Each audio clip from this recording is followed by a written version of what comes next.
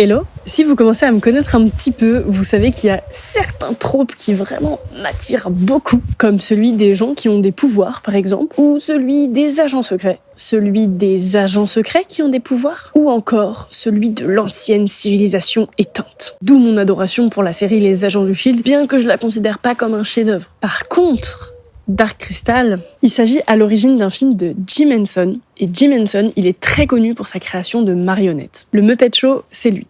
Labyrinthe, c'est lui. Il a même fini par créer le Jim Henson Creature Shop. Histoire de bien dire que si tu veux une créature dans ton œuvre, c'est par lui qu'il vaut mieux passer. Et même après sa mort, ce shop a continué d'exister et œuvre encore aujourd'hui pour créer dans le style de Jim Henson.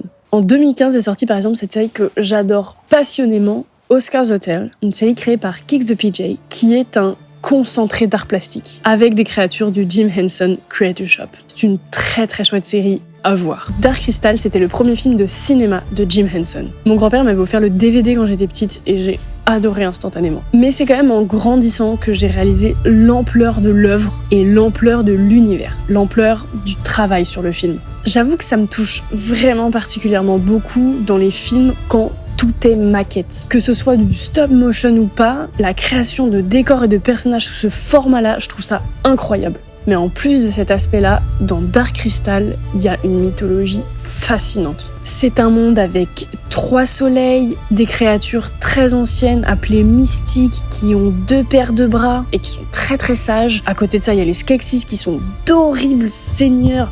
Ils sont dégoûtants, ils sont atroces et surtout ils sont très cruels. Et puis il y a les Gelflings. Le souci pour les décrire, c'est qu'il n'en reste plus qu'un. Il est le dernier de son espèce, mais sur ses épaules repose une terrible responsabilité. Il va devoir sauver le monde en mettant sa vie en péril. Dark Crystal, c'est donc les péripéties de Jen qui va devoir parcourir le monde pour le sauver. Et ce monde est vraiment extraordinaire à découvrir. Dark Crystal, c'est une œuvre que j'adore et ça me tenait vraiment à cœur de vous en parler. Elle n'est pas très connue en France, alors que ça devrait être une référence de cinéma. C'est un chef-d'œuvre. Il y a quelques années, J.M. Lee a écrit plusieurs histoires se passant dans l'univers de Dark Crystal. Il a quand même notamment publié le livre Shadows of the Dark Crystal et à la suite de ça, il a été contacté pour devenir scénariste sur la série Netflix Dark Crystal Age of Resistance. C'est donc une série Netflix dont la fille de Jim Henson, Lisa Henson, est à l'origine. Et le réalisateur, c'est Louis Leterrier, un Français. Il a quand même assisté Jean-Pierre Jeunet sur Alien Résurrection, Alain Chabat sur Astérix et Obélix Mission Cléopâtre. Et c'est lui qui a réalisé L'Incroyable Hulk,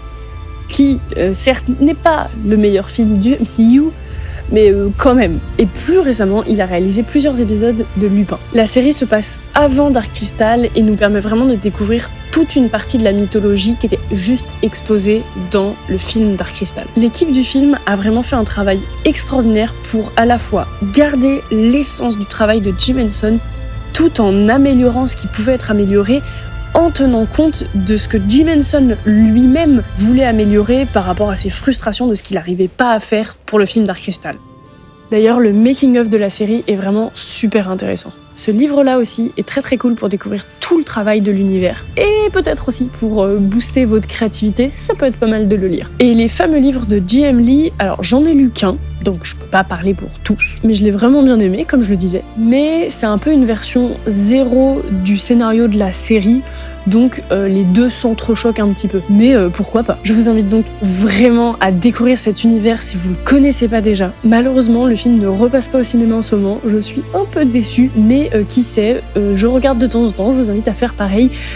Il est probable qu'un jour il soit rediffusé quand même. En attendant, il reste disponible en DVD ou à l'achat sur YouTube, Apple, etc. Et comme je vous le disais, la série, elle, est disponible sur Netflix. Si vous avez aimé cette vidéo, je vous invite à laisser un pouce en l'air et à vous abonner à la chaîne. Je vous en serai très reconnaissante. Vous pouvez aussi laisser un commentaire, ça fait toujours plaisir. Et sur ce, je vous laisse là-dessus et je vous retrouve bientôt dans une prochaine vidéo. Bye!